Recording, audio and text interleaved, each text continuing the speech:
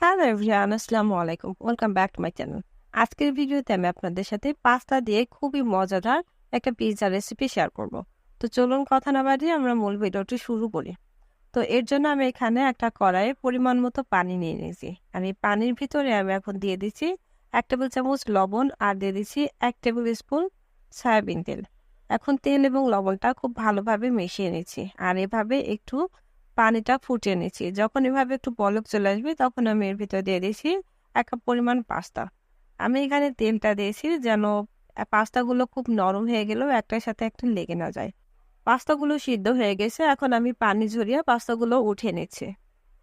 এখন আমি একটা বাটি নিয়ে নিয়েছি আর এই বাটির ভিতরে আমি আগে থেকে সিদ্ধ করে রাখা পাস্তাগুলো দিয়ে দিচ্ছি। আপনারা এখানে পাস্তার পরিবর্তে কিন্তু নুডলস দিয়েও এই পিৎজাটা বানিয়ে নিতে পারবেন। তো এখন এই পাস্তার ভিতরে আমি দিয়ে দিচ্ছি 1 টেবিল চামচ লবণ আর দিয়ে দিচ্ছি আমি এখানে নর্মাল টেম্পারেচারে রাখা একটা ডিম। ডিমটা দিয়ে দেওয়ার পরে এখন আমি এর ভিতরে দিয়ে দিয়েছি 2 টেবিল চামচ ময়দা। আপনারা এখানে ময়দার পরিবর্তে কর্নফ্লাওয়ার কিংবা আটাটাও ইউজ করতে পারেন। সবগুলো উপকরণ দিয়ে দেওয়ার পরে এখন আমি একটা চামচের সাহায্যে এটাকে খুব ভালোভাবে এভাবে নেড়ে চেড়ে মিশিয়ে নিচ্ছি।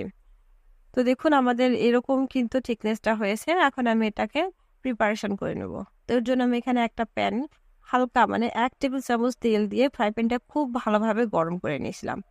ফ্রাই প্যানটা খুব ভালোভাবে গরম করে নেওয়ার পরে আমি আগে থেকে যে পাস্তার ডোটা বানায় রাখছিলাম সেটা আমি এখন ফ্রাই প্যানের যে গোল অংশটা আছে সেটার মাপ অনুযায়ী এভাবে বিছিয়ে দিব।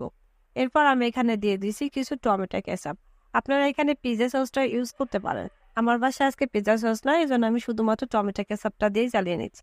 টমেটো কেচাপটা দিয়ে দেওয়ার পরে এখন আমি এর ভিতরে দিয়ে দিচ্ছি কিছু পেঁয়াজ। আমি এখানে পেঁয়াজগুলো রিং আকারে কেটে নিয়েছিলাম।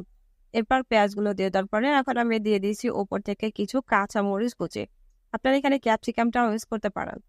তো এরপর আমি এখানে দিয়ে দিচ্ছি ওপর থেকে কিছু চিকেন। আমি চিকেনগুলো আগে থেকে লবণ, লেবুর রস, টমেটো কেচাপ, সয়া সস দিয়ে খুব ভালোভাবে ভেজে নিয়েছিলাম।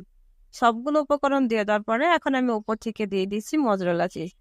এই নাস্তাটা আমি চিজটা একটু বেশি পরিমাণে দিচ্ছি। আপনারা সবাই ট্রাই করবেন চিজটা একটু বেশি পরিমাণে দিতে, কারণ নাস্তাটায় যদি চিজ বেশি হয় তাহলে খেতে অনেক বেশি মজার হয়। তো চিজটা দিয়ে দেওয়ার পরে এখন আমি একটা ঢাকনা দিয়ে ঢেকে এটাকে 10 থেকে 15 মিনিটের মতো একটু বেক করেন। ঢাকনার এই সিড অংশটা আমি একটা কাঁচামরিচ দিয়ে বন্ধ করে দিয়েছি যেন তাড়াতাড়ি পিৎজাটা বেক হয়ে যায়। তো দেখুন আমি 10 মিনিট পরে এখন ঢাকনাটা উঠিয়ে নিয়েছি আর এর ভিতরে কিন্তু পিৎজাটা খুব ভালোভাবেই কুক হয়ে গেছে। আর দেখুন আমাদের যে চিজটা সেটাও কিন্তু অনেক ভালোভাবে মেল্ট হয়ে গেছে। তো এখন আমি এটা চুলা থেকে নামিয়ে নিচ্ছি। তো তৈরি হয়ে গেল পাস্তা দিয়ে বানানো খুবই মজাদার ঝটপট পিৎজা রেসিপি। আর এই পিৎজাটা কিন্তু দেখতে যতটা সুন্দর, খেতেও কিন্তু মাশাআল্লাহ অনেক মজাদার। তো এই ছিল আমার আজকের ভিডিও। আশা করি আমার ভিডিওটা আপনাদের কাছে ভালো লেগেছে। আর আমার ভিডিওটা ভালো লাগলে অবশ্যই লাইক কমেন্ট করবেন আর আপনার ফ্রেন্ডস এন্ড ফ্যামিলি মেম্বারদের সাথে শেয়ার করে দিবেন। আর আমার রেসিপিটা ফলো করে বাসায় একবার হলেও এই পিৎজাটা ট্রাই করবেন। আর খেতে কেমন হয়েছে তা অবশ্যই কমেন্ট করে জানাতে ভুলবেন না। এরকম নতুন নতুন আরো ভিডিও পেতে আমার চ্যানেলটা সাবস্ক্রাইব করে আমার সাথেই থাকবেন। আজ এ পর্যন্ত, সবাই ভালো থাকবেন, সুস্থ থাকবেন। আল্লাহ হাফেজ।